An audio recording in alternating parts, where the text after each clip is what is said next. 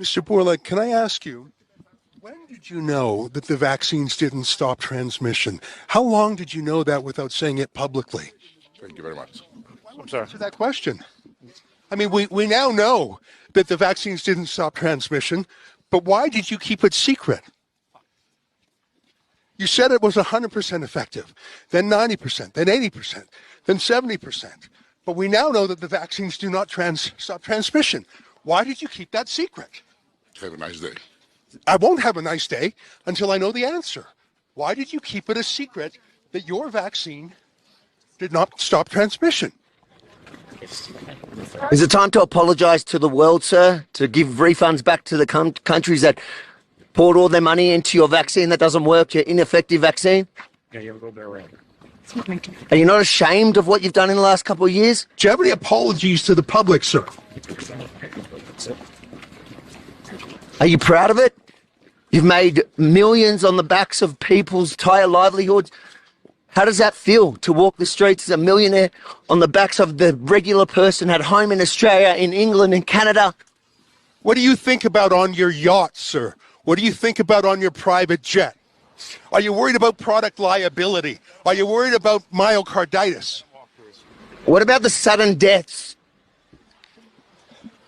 What do you have to say about young men dropping dead of heart attacks every day? Why won't you answer these basic questions? No apologies, sir. Do you think you should be charged criminally for some of the criminal behaviour you've obviously been a part of? How much money have you personally made off the vaccine? How many boosters do you think it'll take for you to be happy enough with your earnings? Nothing? Who did you meet with here in secret? Will you disclose who you met with?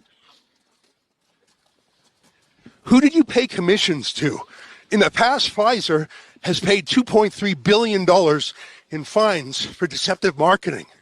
Have you engaged in that same conduct again?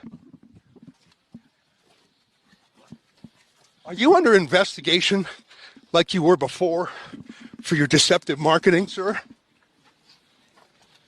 If any other product in the world doesn't work as promised, you get a refund. Should you not refund to countries that laid out billions for your ineffective vaccine?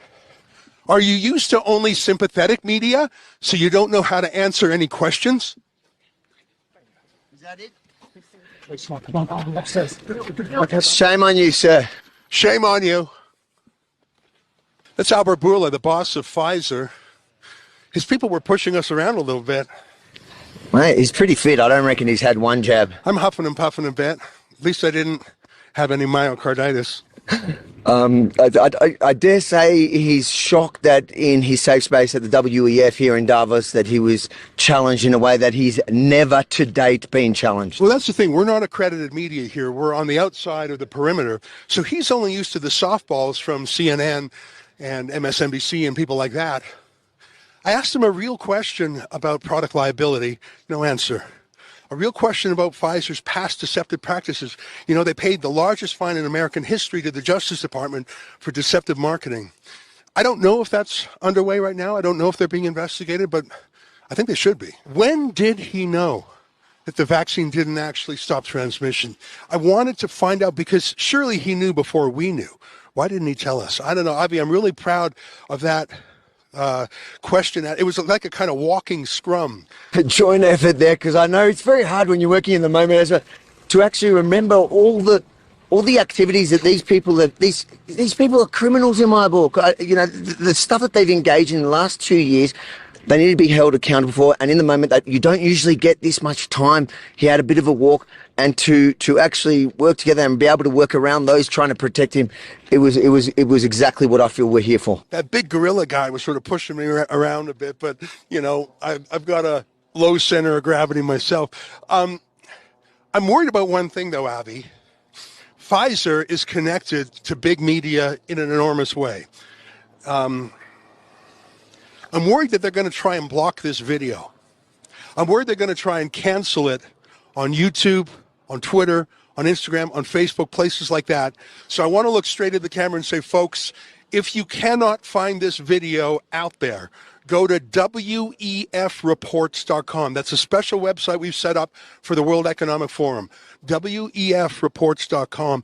And if you feel moved by our coverage, please consider chipping in because we're 100% crowdfunded. Obviously, we get no ad money. We've been completely demonetized. But if you like that kind of accountability journalism, Avi Yamini from Australia, I'm Ezra Levant from Canada. We got a great team from around the world.